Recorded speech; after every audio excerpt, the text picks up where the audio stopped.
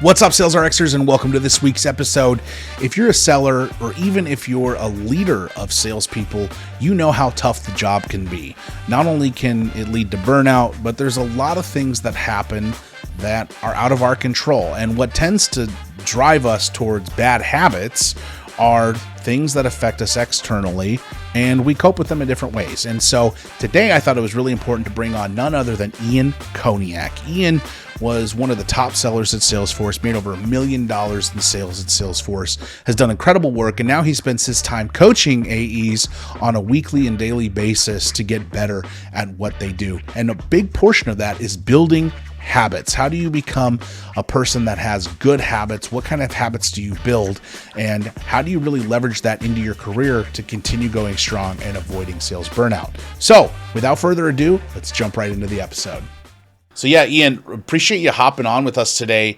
You have this concept that you wanted to talk about, habits of sales champions, essentially how to build discipline in the age of distraction, especially with all these, LinkedIn has become much more of a social platform now. A lot more people at a lot younger and older ages are embracing TikTok. So it's not just a bunch of 15-year-olds doing dance moves. It's a whole lot of stuff going on. People my age, people my dad's age are even on it now.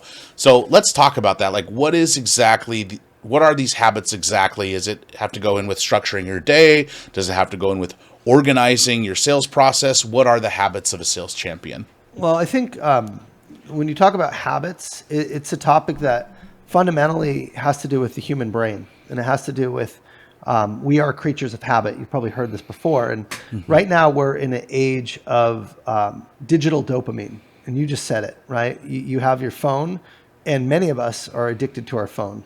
And it could come in the form of social media. It could come in the form of checking the news. It could come in the form of simply just needing to pick up the phone all the time and check notifications. But there's no mistake about it. It is destructive, and it's destructive for a few reasons. Number one, it makes you less present with those that you might need to be present with. For example, your significant other, if you have one, or your kids, or friends, or your customers. And another major obstacle or challenge is that getting this constant hypodermic needle of dopamine via your phone, or maybe not your phone, but other things, right? Think alcohol, drugs, porn, video games, gambling, you name it, right? It's kind of all coming from the same place. It uses a different part of your brain. And the part of the brain that's stimulated there is what's called the pleasure center of the brain. And that is the center that feels good, and you want to keep doing those things. That's why we can stay on our phone for hours, stay up late at night, and it's because it feels really good. And the challenge with that is when you're stimulating that part of your brain, there's another part of your brain that's not getting used, and that's the prefrontal cortex. And that's the part of the brain that's responsible for planning and decision making and executive functions and storytelling and deep work, right? It's the work that actually makes you money. It's the work that actually is creative. And if you work in sales and you're just on a dopamine fix all the time, it's going to be very hard to sit down and focus because that part of your brain just simply isn't getting used. And so this is a nationwide, really a global epidemic right now that's going on, and really it's causing what's called atrophy in the prefrontal cortex. So the ability is that people can't focus. You get a lot of ADHD in adults, and a lot of people just simply can't get their work done because they are so damn distracted. So when we talk about habits of sales champions, we talk about the positive, healthy, productive habits that are truly ones that lend themselves well to doing very well in business, and also being more present and more connected when you're not working, but with your loved ones. So there's a lot of things that fall under that, but the topic is very important, and that's where I spent a lot of time recently with my coaching clients working on for them.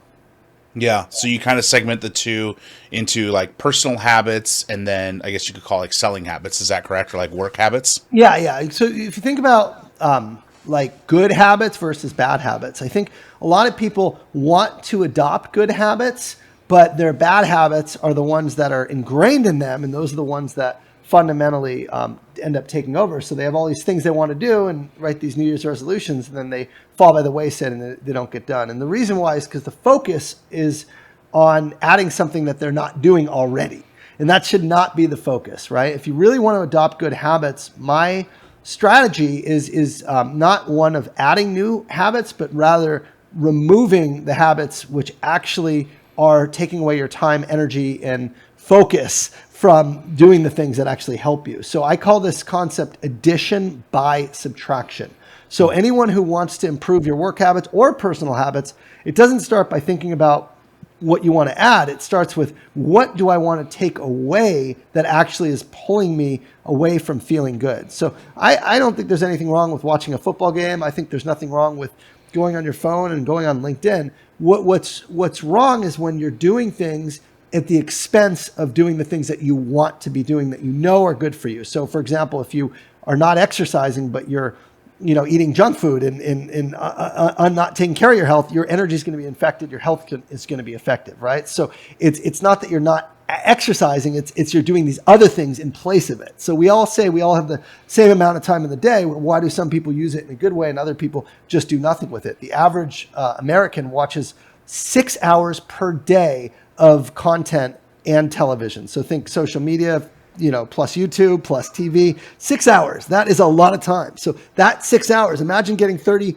hours back in a week. That's a full work week, if you think about it. So that's really where I'd say is the number one takeaway is think about the things that you're doing that no longer serve you and that you feel bad afterwards. So for me, I made a decision, many years ago that I would stop getting drunk and I would stop looking at porn and I'd stop smoking pot. And that ended up making me, it turned into getting a lot more time available in my nights and, in my weekends.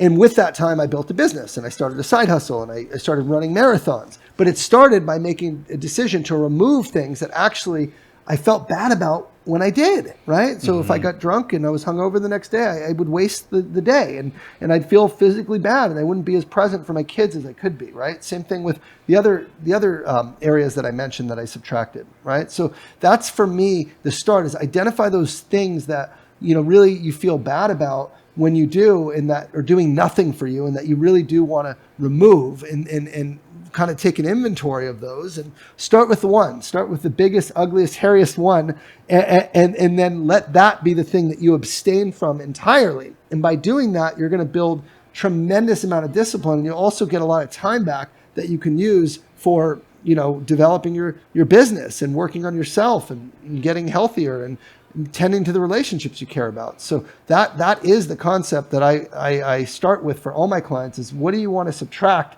that you feel bad about? And almost always there are things that people do. It might not be as extreme as some of the stuff that I mentioned, but usually it has to do with, social media or LinkedIn or the phone, or maybe I had a guy who was listening to 3 hours a day of sports radio and sports podcasts, but he wasn't selling, he wasn't doing his exercise, he wasn't spending time with his girlfriend. So it's like we're doing these things a lot of times in isolation, right? That's a telltale is like, what are you doing in isolation that it's making you cut yourself off from the world, right? And so that's really the start of developing good habits is actually abstaining from the bad ones. And then by doing that, then you can have time back to actually work on the good ones. Yeah. Yeah, that's a big one. Even for me this year, I've been doing like a time audit and then realizing where I spend my time and understanding that even for me, sometimes the things that I'm doing too much of that I shouldn't be don't even necessarily make me feel bad. Like I've been very busy on pursuing business and work, but then I realize I'm like, holy crap, when did my son start speaking like this? He's 2.5 years old. When did he start talking like this? I missed all this time that I was spending because I was putting in 60 hours a week. I didn't know it felt bad though until I saw it in action. Well, I'm glad you did that. And you're ahead of most people just to even take a time inventory, because it doesn't need to be, some people think I mention addictive behaviors and, oh, that's not me. Of course it is. It's actually 95% of the population has some form of addictive tendencies, and are hooked on their phones or, something, right? We all have something. So denial is a great path to complacency, so just the act of really looking in the mirror and saying, well, what is it that I'm spending time on? It might not be that's obviously unhealthy, but what is the stuff that I'm spending time on that I shouldn't be spending time on? So we think about the personal side is what are the things I'm doing that are taking me away from achieving my goals on the personal side, but then you have to apply that to the work side, which is what you did, Chet. So you take the time and you realize, there's this concept of the 80-20 rule, the Pareto principle, which states that 20% of our activities will determine 80% of our results. And so what are those critical 20% of the things that are actually going to create the biggest results? And that's something that, again, I always recommend starting on the personal side, because then you develop the discipline that will then transcend into the work side. So a lot of people I see in sales, and I hear this all the time, they struggle with the calendar and time management. And their day gets filled up with, frankly, really non-important work that they deem as urgent, right? So they're working on emails or Slack, or they're trying to resolve some customer issues, or they're going down a rabbit hole on some commission thing, or just like literally nothing to do with revenue. And if you're in sales, there's really only two types of activities that you need to be focused on, and just two. And that is, one, creating pipeline, and two, advancing pipeline. And that's it. Everything else is noise. And so for me, creating pipeline is really simple. It's everything that falls under prospecting. And that's not just like meaningless prospecting, like do more activity. It's more about researching accounts. It's about developing a point of view. It's about understanding what are the core imperatives or priorities for your clients, and how can you map it and then tell a meaningful story to your clients about why they should consider talking to you that is personalized and relevant to them and their business. And that takes time, and that takes focus. And if you're back to my original point, if your brain can't focus because you're always grabbing your phone, that's going to feel very hard to do, because it's new and it's using a different part of your brain that requires deep work. So these are some of the things that I coach and I teach on. But really, for me, in my business, there's only a few things that I'm doing, right? I'm either selling, which in my case is marketing. It's making content and promoting my programs, or going on podcasts. This would fall under selling, or I'm delivering the work, right? Which is actually coaching and giving keynotes and talks, or I teach at the Pavilion, the enterprise sales school at Pavilion. I'm the dean of their sales school. So that would be related to that. So everything else, again, is noise, right? So that's the simplest way I can put it. Is it's not about being busy. It's about actually working on things that move the needle in your business, and identifying what those are, and then saying no to everything else. Just like we're saying no to those bad habits on the personal side, we also have to say no to those. I'll just give you an example. A lot of people say yes to meetings where they're not speaking at all, and there's really no value for them. And a lot of companies, ask their team to be in all these meetings. I know at Salesforce, when I was there, we had probably 5 hours of meetings on the calendar every single week that were internal. And I'm not talking about, planning meetings and strategy calls and deal related, like war rooms. I'm talking about actually like a training or an all hands call or some announcement or something. And the only thing I ever went to was my forecast call with my boss and my one-on-one. Every other mandatory meeting, so-called, I didn't go to. And you know what?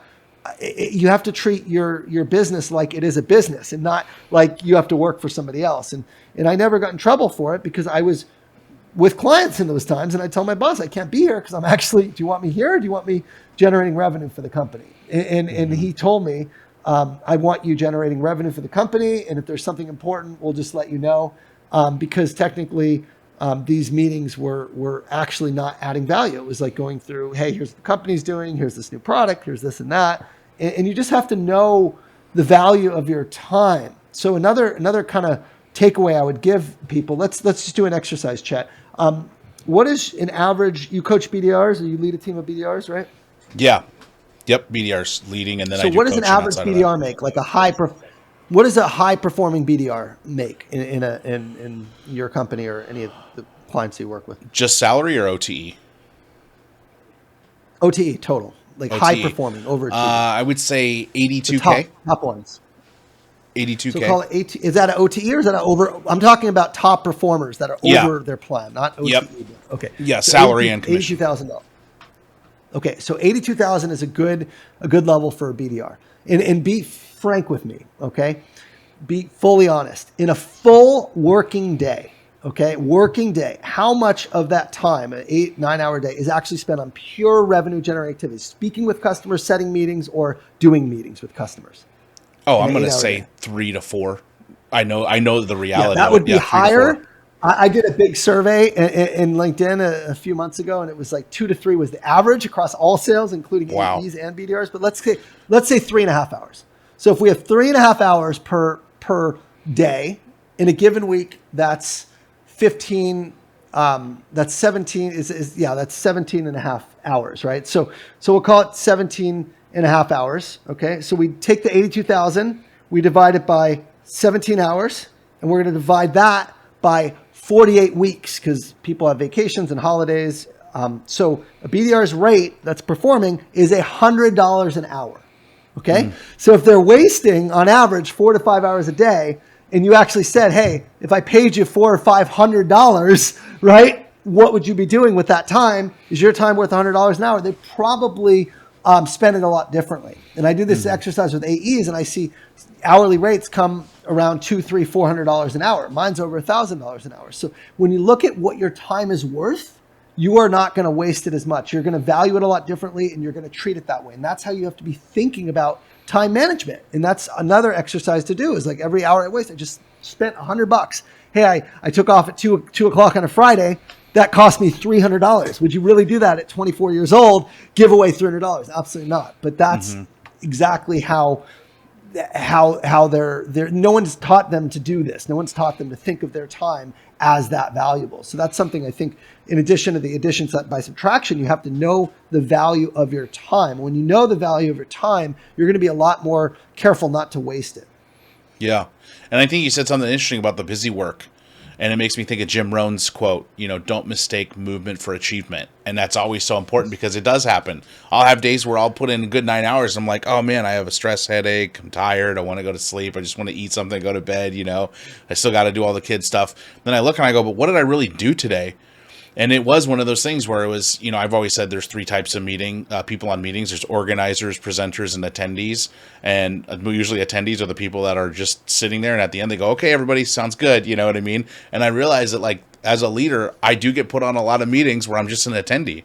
So I'm just listening to a bunch of like problems all day long, but I really don't have any ability to solve them because it either doesn't fall in my department or it doesn't fall in my functionality or what my skill set is. And then at the end of the day, I'm like burn out and I'm like, what did I actually do to enable my team and enable our pipeline, Yeah. And so as a leader, your job is to very simply develop and coach your team, right? That's an RGA. So do that through one-on-ones and trainings that you're giving them, or close their deals and show them how to do it. So again, lead by example, right? Show them how to set meetings, help them with their, with their sequences, with their pitch, with their phone work, listen to the calls, help coach and make them successful because your success is dependent on your team being successful. So if you're in internal meetings that you're just sitting as an attendee adding nothing, you're actually not just hurting yourself or your team or your customers or the company, you're hurting all of them, right? So we as a leader have an obligation to say no to things that actually aren't important and to stand up to our CEO, our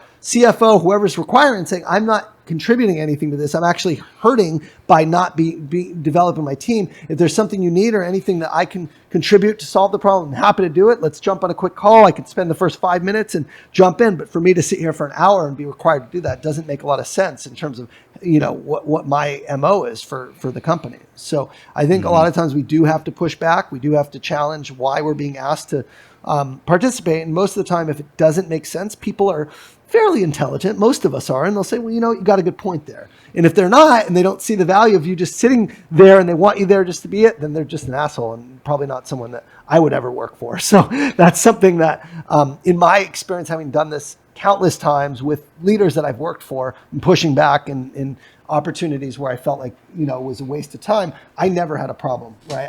It was all about explaining what I should be doing instead and what the purpose was. And once in a while, the client says, well, you just kind of have to do that. You have to be here. It's an optic thing. Okay, fair enough. I'll be there in the beginning. I'll do my part and I'll jump off, right? So let's segment it. So you're not keeping me for the full hour and I'll listen and I'll give the team an update and then I'm going to hop off, right? So it's about working efficiently on the right things versus just showing up and fooling ourselves into thinking we're actually effective. And I love the quote of Jim Rome. It's true. Like ultimately what matters, it's results. So if you're not doing the things that lead to results, those leading indicators, then your results are going to suck. So you need to spend time every day and focus on the process of doing those things. And the prize is always going to come if you focus on the process. Yeah, the back half of that quote that I really love, which you might appreciate too, is don't mistake courtesy for consent, especially in a BDR world when people are like, yeah, I'll take the meeting, and then they don't show up. People are like, why didn't they show up? I'm like, well, let's look at your outreach. Yeah, they just wanted to get you they wanted to get you out of their inbox, Right. Don't mistake, get those tie downs in, everybody. Get those meeting tie downs in. I don't think I've had a customer ghost me in 5 years. I do dozens of meetings, a month. So it's amazing what happens when you set it up the right way. When you send the agenda, when you confirm it and see they haven't accepted, when you ask them what are you hoping to get out of the call just to use our time together, it's amazing. At least they'll tell you. They'll say I have to reschedule or something. But there's another Jim Rohn quote which I love, which I hope you appreciate as well. It says, if you work hard on your job, you'll make a living. And if you work hard on yourself, you'll make a fortune. So that's something that for me, everything we're talking about is working hard on yourself. It's being self-aware. It's facing your fears. It's practicing integrity. It's identifying your weak spots and working on them, right? And that's really the path to becoming an elite performer in sales and in business and in life. It's funny because you know what the average coach makes, Chet? I have no idea. Average business coach, $84,000 a year. 84,000 according to the latest salary data from Indeed or whatever. Business coach. When I told people I was leaving Salesforce, I was one of their top performers to go start a coaching business. I said, you're crazy. You're never going to be able to make that kind of money that you were doing. When I left, I was making around $750K a year with being a high performer at Salesforce in the enterprise space and overachieving. It was incredible. I was doing great. And this was several years ago. And I looked at that stat and I'm like, so I'm going to make 1/10 of that? Absolutely not. So I said, well, what do the top coaches make? What do the very elite performers make? And I not only found that out, I talked to them. I reached out to the John Barroses of the world and the Marcus Chans and Scott Leases and the Kevin Dorseys and a lot of the people on LinkedIn, as well as people outside of that, people like Grant Cardone or Tony Robbins or Rory Vaden. And I found out what they were making, and it was in the millions, right? And so fundamentally, the reason I bring this up is because if you want to achieve extraordinary results, you have to be an extraordinary person. And those habits that you develop will lend themselves to any endeavor that you do, whether it's BDR or AE or if you want to work on your own business ultimately. So my story ends with this. I went and I quit Salesforce. And I ended up making my first year $533K in the side business, which was a little bit less, but I was still technically at Salesforce last year during part of the time, so I wasn't full time. Well, this year I expect to do. I've done now right now as of November, end of November, 1.3, and I'll expect to finish around 1.5. And so I share that because I didn't have coaching experience, I didn't have entrepreneur or solo experience. What I did have is intense focus on serving and taking care of my clients. And I had very, very good discipline to identify the things that were going to make me a successful coach and model after the top people like a John Barros or like, some of these top performers and just basically do what they did. And then actually get help from those people too. That's been my secret sauce is I always will pay and invest to actually get help so I don't have to pay tuition and try and figure it out on my own. So I actually invested in a mastermind for coaches and got mentorship and training on how to build a coaching platform that would scale to support that type of income that a lot of these guys were making. So these are all, it's not just habits of like how you show up. It's also habits of who you model after and making sure you're following people that have had the highest level of success in your specific space. That's why I'm so adamant about my posting on LinkedIn right now with be careful who you follow. It's really easy to fall into a rabbit hole of bad thought leadership, but that's why I love having people like you on the show. I saw one, which is awesome. Yeah. I love it. You gotta follow and model after people who've done the job at the highest level. I mean, how can you speak about something? I had somebody yesterday comment on one of my sales posts and he's like, oh, that sounds very salesy, ew, or something like that. And I'm like, okay. And I looked at his profile, and it was somebody who was a COO who was in operations his whole career, and yet almost all my followers are salespeople, right? So it's like the one person that was a hater. Whenever I get a hater or someone kind of commenting, they're never a career salesperson or a sales leader, right? So it's someone who doesn't know. I wouldn't, whatever that person did, if I wanted operations advice, I'd listen to them, but I wouldn't, poo-poo their operations because I haven't done it before. So you have to, you're right. You have to find people that actually have done the job and that resonate with you, the style, the approach, the transparency, the values, right? That's the type of people you should be following. Yeah, I had a similar one yesterday, and I'm not going to read the post because the person might know who they were, but it was to the effect of, leaders, your job is not to do this, it's to do this. And then I went to the profile and I was like, oh, you're an AE who's never been a leader. You've been selling for 3 years. That makes sense. That's your perception because you're pissed off of your boss because you're not doing well.